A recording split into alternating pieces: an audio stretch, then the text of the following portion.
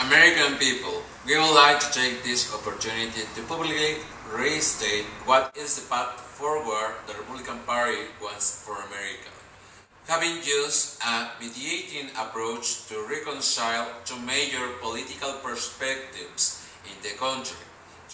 So, what are America's compelling needs? First, economic agenda, getting back to the growth path. Second, healthcare, providing America with a robust and effective healthcare management system. Foreign affairs and war, creating strategic alliances to promote economic growth and restoring energy, using an eclectical approach using both fossil fuels and alternative sources. Immigration, promoting a comprehensive structural reform around immigration policy. Each one of these elements will be explained in more detail by experts contributing to the Republican cause. From the very first second of 2013, Americans risked to wake up in the new year with new tax increases that could represent up to 10% of their disposable income. The reason?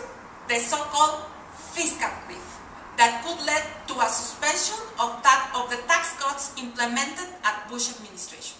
The current government deficit is about $1,000 trillion. Our proposal is to reduce it by a tenth, to just $139 billion. This by executing spending cuts of $445 billion on Medicare and other entitlements, as well as increasing income taxes from households making more than $250,000 a year, in addition to reducing tax exemptions. By applying these reforms, America will go back to the economic growth path lost in the past administrations and would generate the necessary employment to move our economy forward, to improve the quality of life of the hardworking people that built this remarkable nation. We are proposing three things. The first one, creating a new healthcare system with a market-driven focus, so that the American decide to enroll and stay within. The government has to create incentives to Americans and allowances for competition. In this way, healthcare costs will be reduced.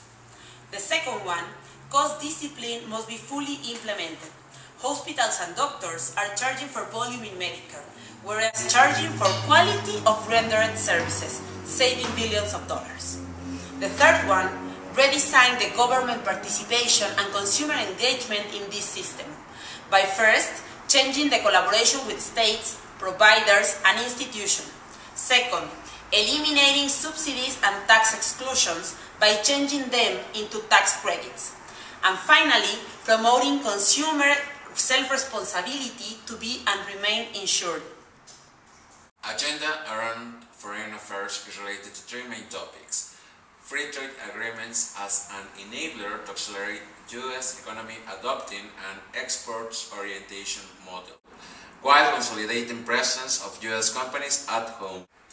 Getting out of war as a starting point to further reallocate resources into more impactful programs and to regain trust and leverage global leadership.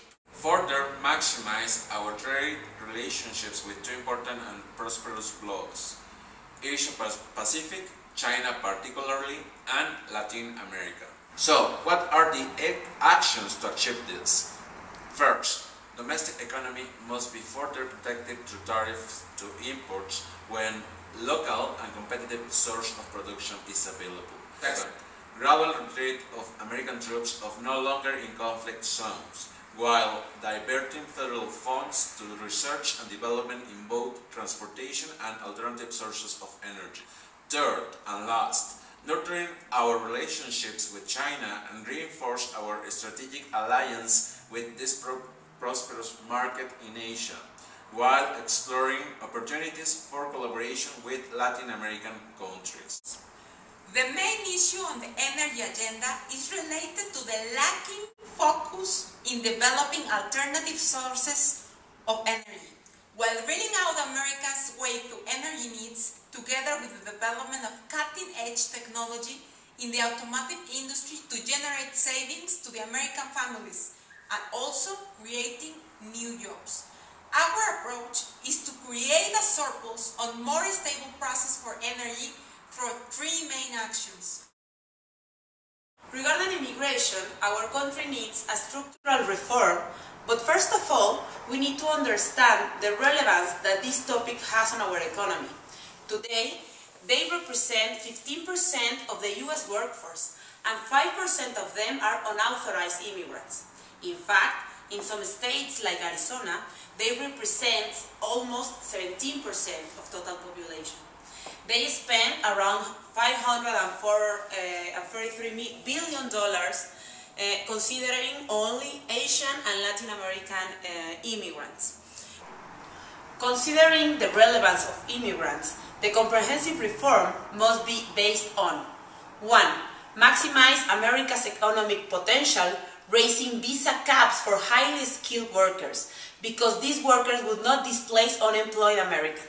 At the same time, we need to include unauthorized immigrants to the society, but focusing on specific industries like agriculture, construction, hospitality, and manufacturing. This action could generate 1.5 trillion cumulative increase on GDP over the next 10 years. Second, make E-Verify mandatory nationwide, respecting the rule of law. Grants equal treatment to every individual. If we are making our immigrant policy more flexible, we need to avoid amnesty, because this only rewards and encourages more law-breaking. We support the mandatory use of the SAFE program to ensure that jobs can be available to all legal workers. We need to strengthen our borders and ports of entry, but always respecting human rights, keeping families together.